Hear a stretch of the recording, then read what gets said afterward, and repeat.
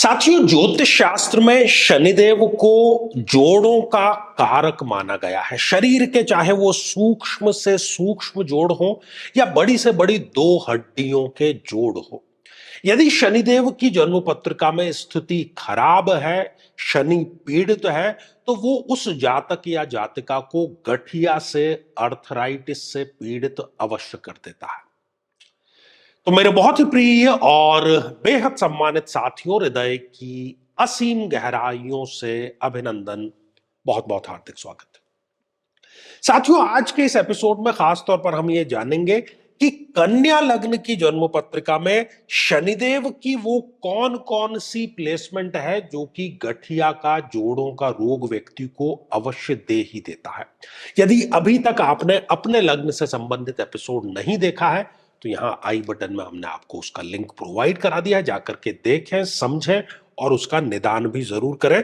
और जो भी एपिसोड आप देख रहे हैं उसके पहले अपनी स्वयं की या पीड़ित व्यक्ति की जो जन्म पत्रिका है वो अपने समक्ष जरूर आप खोल करके रखें।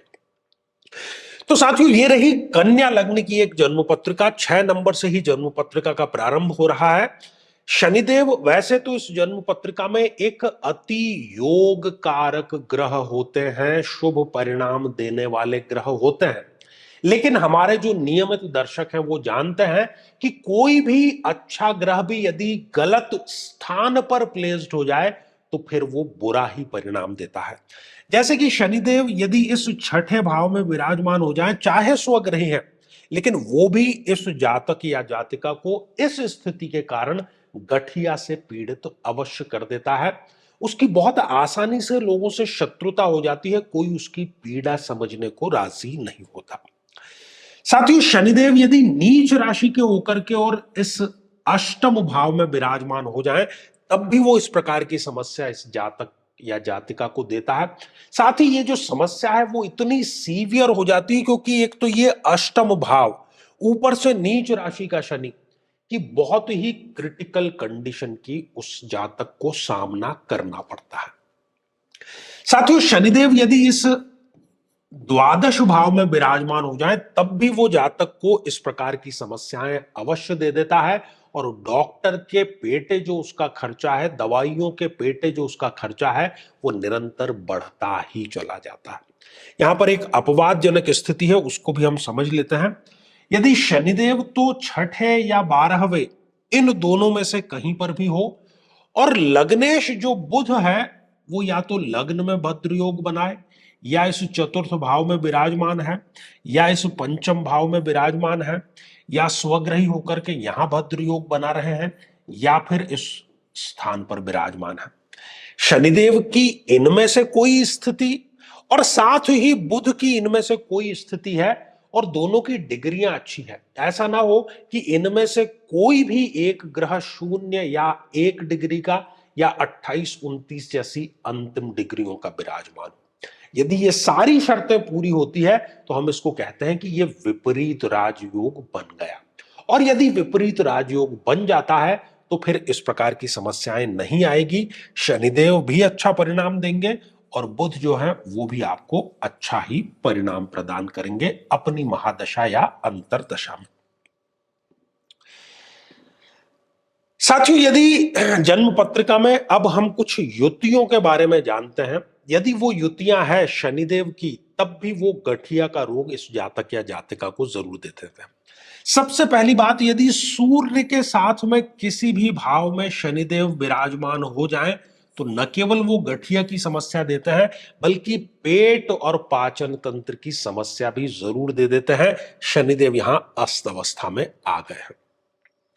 साथियों, यदि मंगल के साथ में शनिदेव इस जन्म पत्रिका में किसी भी भाव में विराजमान है तो व्यक्ति अननेसेसरी चिड़चिड़ा, क्रोधित होता है और गठिया से भी वो पीड़ित अवश्य हो जाता है।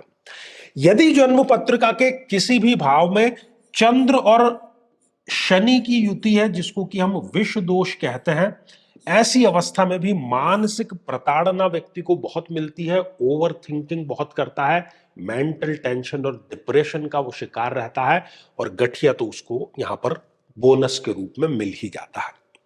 साथियों, ये जो सारी स्थितियां हैं इनके कारण व्यक्ति का शनि पीड़ित है और शनि पीड़ित होने के कारण उसको गठिया का सामना करना पड़ता है। ऐसे सभी व्यक्तियों को चाहिए कि वो शनिदेव के दान जरूर करें। साथ ही जो चतुर्थ श्रेणी कर्मचारी हैं या दिव्यांग जन हैं, उनकी सेवा शुश्रूषा, उनसे अच्छा व्यवहार जरूर करें और शनिदेव के अभिमंत्रित जल का नियमित रूप से सेवन अवश्य करें। तो साथियों, श्रृंखला ये हमारी आगे भी जारी रहेगी। आज के लिए केवल इतना ही। यदि आप भी चाहते हैं कि आपकी कुंडली का सूक्ष्म और वैज्ञानिक विश्लेषण हो, तो आगामी समय में मैं स्वयं इन शहरों में उपस्थित रहूंगा। आप समय लेकर के मिल सकते हैं या फिर टेलीफोनिक या वीडियो कॉल के माध्यम से भी आप जुड़ सकते हैं। तो इसी मंगल कामना के साथ में कि आप सभी स्वस्थ, समृद्ध और शांतिपूर्वक जीवन व्यतीत करें। नमस्कार। साथियों, कई वर्षों के जन्म पत्र का अध्ययन और लाखों कुंडलियों के अध्ययन के बाद हम ये कह सकते हैं कि यदि किसी की जन्म पत्रिका में चंद्रमा पीड़ित है, तो उसको इस ग्रह की महादशा में इन 9 लक्षणों का, इन 9 कष्टों का, पीड़ाओं का अवश्य सामना करना पड़ता है।